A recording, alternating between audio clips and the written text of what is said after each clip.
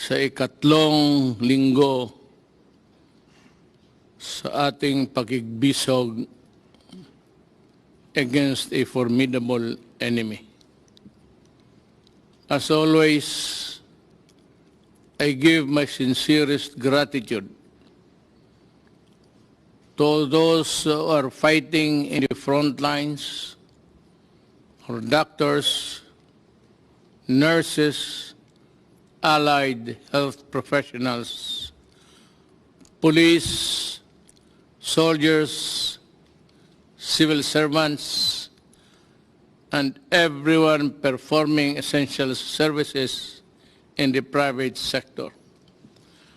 I assure you that your efforts will be rewarded. Your heroism will not be forgotten. Saludo kami sa inyo.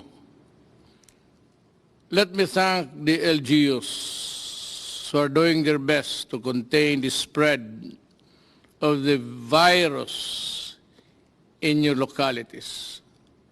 I see that you are employing innovative programs and initiatives to address the needs of your constituents. Yan ang dapat tulungan. Rest assured that the national government is behind you as we safeguard the welfare of our people in your communities. I issued an order to Executive Secretary Mijaldea clearly laying down the responsibilities of each department in implementing the Bayanihan to Heal as One Act. I have given them their marching orders emphasizing the need for sufficient authority so that they do not have to go back to me and ask for clearance for each and every action they have to take. All of the details of our actions will be part of my report, which will be submitted to Congress pursuant to Bayanihan Act.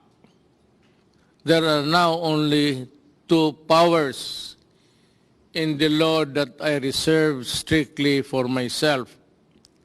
One is the power to direct the operation of private establishments. The other is the power to require businesses to prioritize contracts for materials and services necessary for the crisis. I will exercise these powers only when absolutely necessary. The government is now taking action and undertaking several key measures to overcome and recover from the effects of this pandemic. These measures have three main priorities. First, providing emergency assistance to affected sectors. The second, securing facilities for resources for the health sector. And third is performing fiscal and monetary action for the economy. First, the government is now launching the largest and widest social protection program in our country's history. Pinakamalaki itong tulong ng ibibigay ng gobyerno sa mamamayan sa history natin. Nagkaroon ng problemang ganito.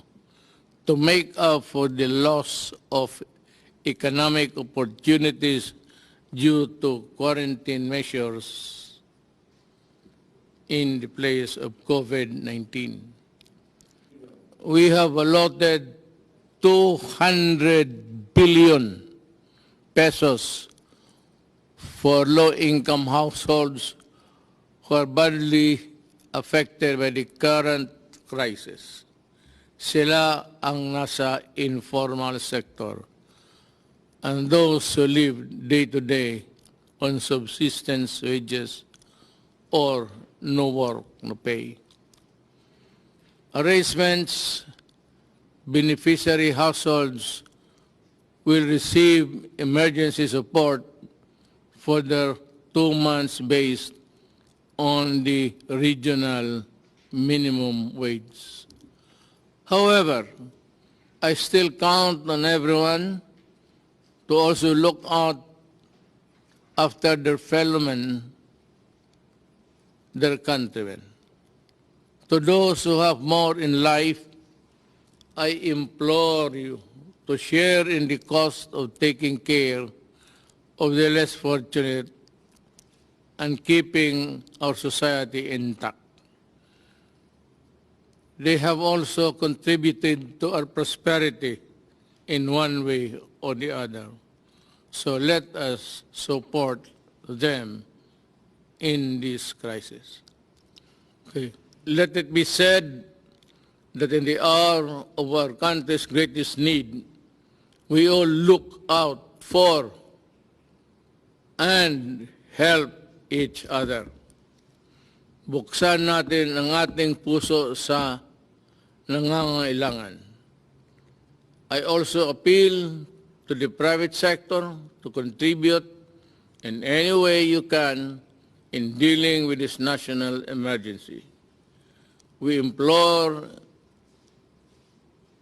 employers to do their part in protecting the welfare of the millions of Filipino households that belong to the formal sector and depend on their employers for continuous livelihood. For those who have silently helped away from the cameras, maraming salamat po.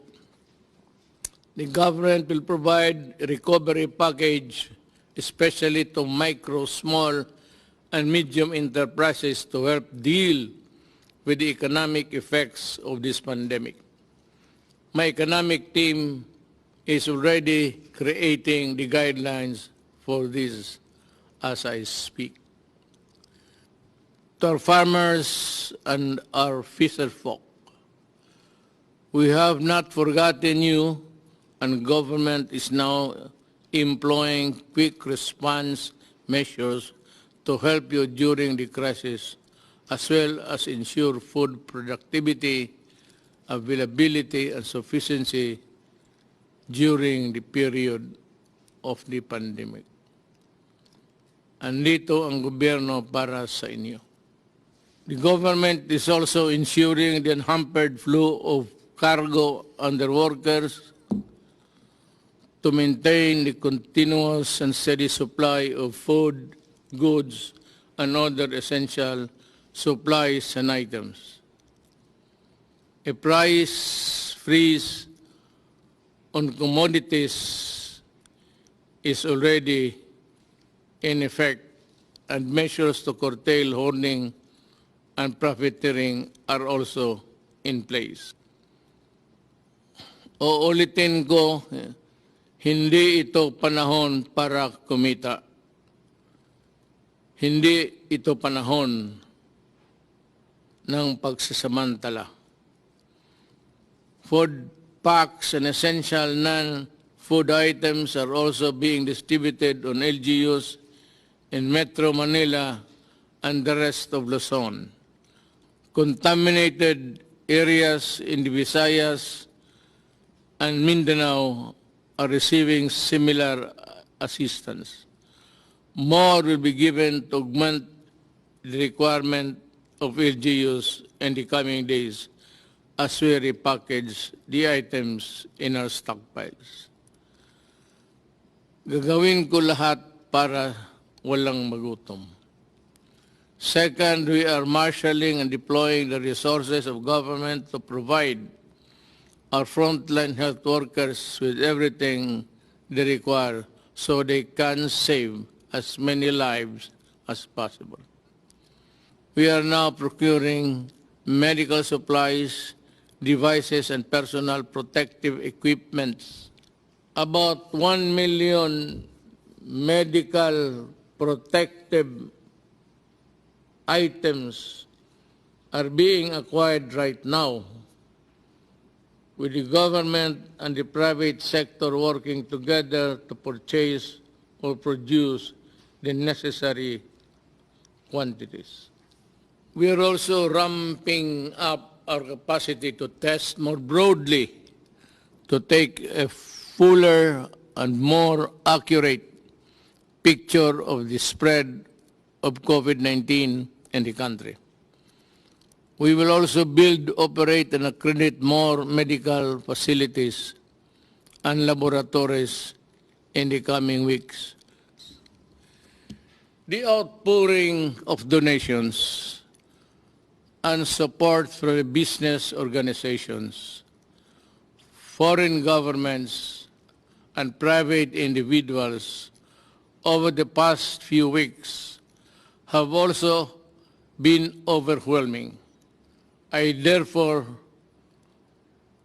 would like to acknowledge the following for their help in this crisis: the government of China, the government of Singapore,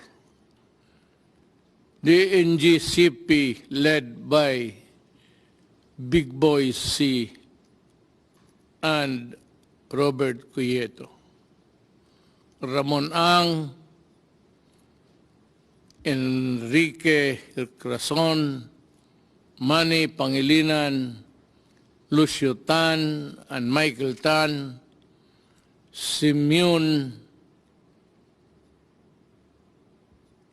Hio of Shop Philippines, Century Peak Corporation, Gutianon Yap, Udema Foundation of Dennis Oy, also Robert Singh, Archie Po, yung who suffered a loss, mga buhay niya, empleyado niya, pati yung aeroplano na crash on a evacuation mission to Japan. My condolences to the families, and I assure you na tutulong kami sa anumang paraan. Do not be discouraged. PAGCOR headed by Andrea Domingo, the World Health Organization, Mammoth Foundation, China, Jack Ma, Seriaco Lopez, Global Fund America Cares Foundation, UNIFPA, Aboitiz Foundation, D&L Corporation, Golden Tupper, Lander Superstore, Unilab Foundation, Alliance Global, Philippine Disaster Resilience Foundation, Temasek Foundation, as well as the countless others who have sent their assistance in our time of need. In behalf of the Filipino people, I thank you and your compassion and your generosity and my personal gratitude. Mahal kong mga kababayang Pilipino, nasa ikatlong linggo na tayo sa ating crisis na hinaharap. At tayo'y hirap sa pera, sa medical supplies, sa lahat. Dati ho naman talagang kulang ang pera natin at kulang ang medical supplies. At hindi lang ho tayo, pati yung Amerika, ganun rin. Kasi hindi natin akalain buong mundo na ganun kabilis, 2 araw lang, after receiving the advice from China, the crisis was already here, COVID-19. Ang masasabi ko lang, meron tayong 200 billion na binigay sa akin ng Kongreso para gastusin ko. Yun naman ho ang ginagamit kong pakalat ngayon ng pera para mabigyan ang lahat. Galing doon sa walang trabaho, may trabaho, kalahating trabaho, ang mga mayaman hindi nakasali. Ako na may umaasa na itong ating mga trabahante na Pilipino ay gawin nila ang lahat para sa pakanan ng ating bayan. At ang kami dito, gawain ko ang buong kaya kong gawin para ho sa inyo. Kaya nga hindi ako nakalabas, ilang araw, 2 araw. Pero usually, in times of crisis, kailangan ang isang trabahante ng gobyerno na binigyan ho ng trabaho para humarap sa inyo, makipag-usap sa inyo. Ito ho ang garantiya ko. Ginagawa namin ang lahat ng makakaya namin. May mga doktor na, mga nurses, attendants na matay. Sila yung nasawi ang buhay para lang makatulong sa kapwa. Napakaswerte nila. Namatay sila para sa bayan. Yun ang dapat, ang rason na bakit tayo mamatay. Huwag tayong mamatay sa ibang rason na sagasaan ka lang at wala ka namang ginawa. It would be an honor to die for your country, I assure you. At ako naman ang filosofiya ko ganito. Sa nagtatrabaho, kung protected ka lang, make yourself fully covered, protected, para hindi lang madisgrasya. Pero ang doktrina ko sa buhay, ako, si Rodrigo Duterte, kung panahon ko na. So, gano'n na lang ang pagtingin ko kasi wala ma rin akong magawa. Pumupunta ako doon sa mga lugar na may gera. Pumupunta ako doon sa may lugar na may pumuputok yung bomba. Pumupunta ako doon sa likod ng mga sundalo at nagrakrakan sila ng... hindi ko masabi kung kailan ako. Kaya sabi ko na lang, Diyos ko, pag panahon ko na, kunin mo na ako. Huwag kang mag-atubili.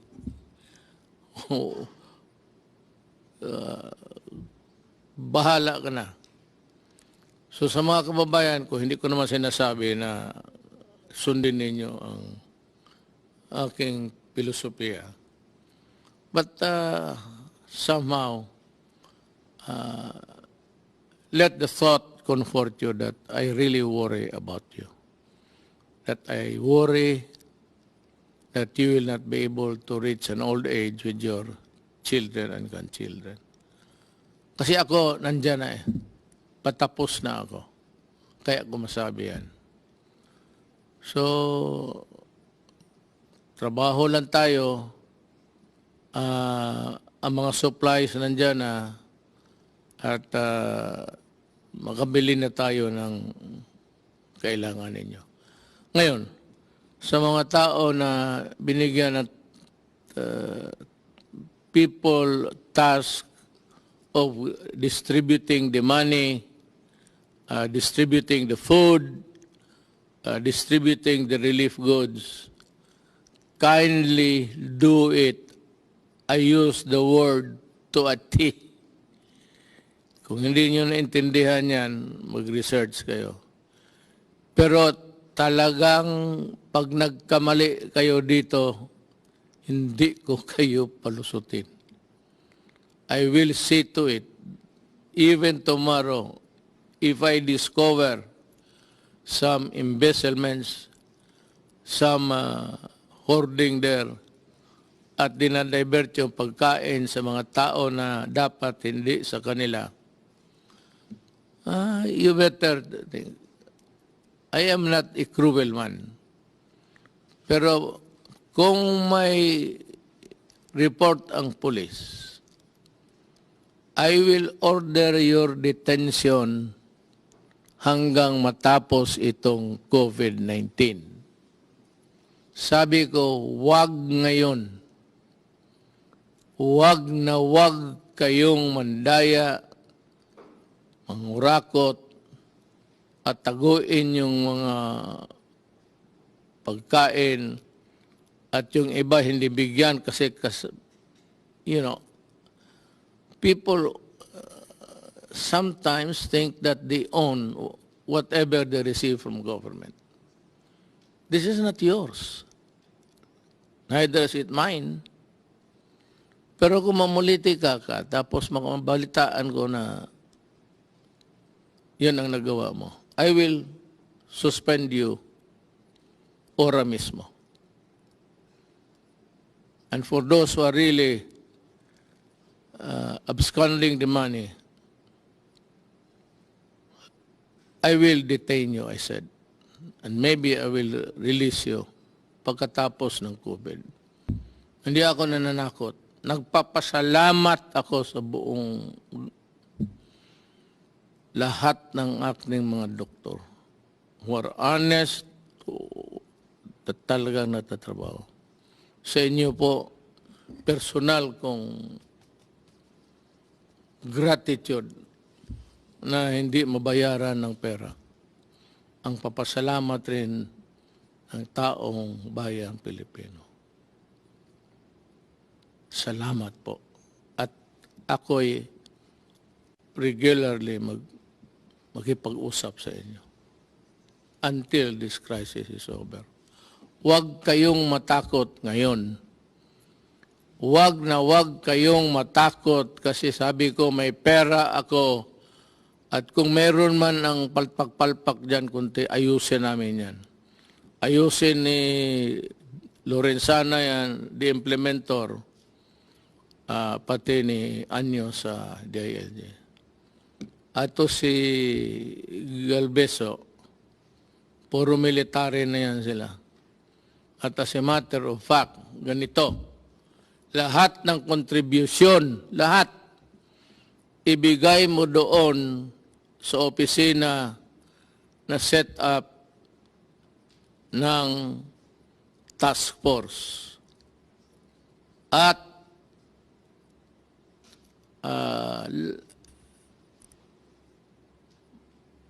kung may releases man lahat, accounted dyan, tapos then there's another audit in the integrity of the procedure. Yan lang po, papasalamat ako sa lahat ng trabahante ng gobyerno nandyan. At ako naman po at the same time, nagbibigay ng warning. Totohanan ko talaga kayo. Sa crisis, tapos gawin mo pa yung dapat ka talagang ikulong. Hindi kita i-release. At huwag kang, hindi ako maniwala ng kaso-kaso. Hayaan mo, magpapapreso ako. Balang araw kung mali ang sinabi ko at ginawa ko. Sa inyong mga Pilipino, mga kababayan, mahal ko. Mo mga Bisaya, sunod lang mo. Sumunod lang kayo. At walang problema. Daghang salamat.